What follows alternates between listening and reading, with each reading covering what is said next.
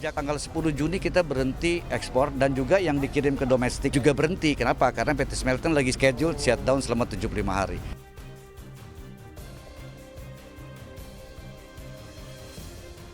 Ini adalah swasta, BUMN, ekonomi ya ekonomi, bisnis ya bisnis. Kalau ini untung ya akan terus, kalau nggak untung ya akan stop. Langkah berani Jokowi izinkan Freeport ekspor konsentrat lagi. Sudah sangat jauh lebih baik dibandingkan pada saat kita mulai beroperasi di Timika. Ya. Sebuah kebijakan yang mengejutkan melintas dari Istana Negara ketika Presiden Jokowi dengan tegas mengizinkan PT Freeport Indonesia untuk melanjutkan ekspor konsentrat. Padahal sebelumnya larangan ekspor mineral mentah telah diberlakukan sebagai upaya untuk meningkatkan investasi industri pemrosesan logam di dalam negeri. Namun perizinan ini mengubah dinamika perdebatan kebijakan ekonomi di tanah air. Sebelumnya pemerintah Indonesia telah melarang ekspor mineral mentah, mencoba mendorong peningkatan industri pemrosesan logam di dalam negeri. Namun dengan mengizinkan Freeport untuk melanjutkan ekspor konsentrat, kita menyaksikan perubahan mendalam dalam kebijakan ekonomi. Pertanyaannya, apa yang mendorong Presiden Jokowi untuk mengambil langkah ini?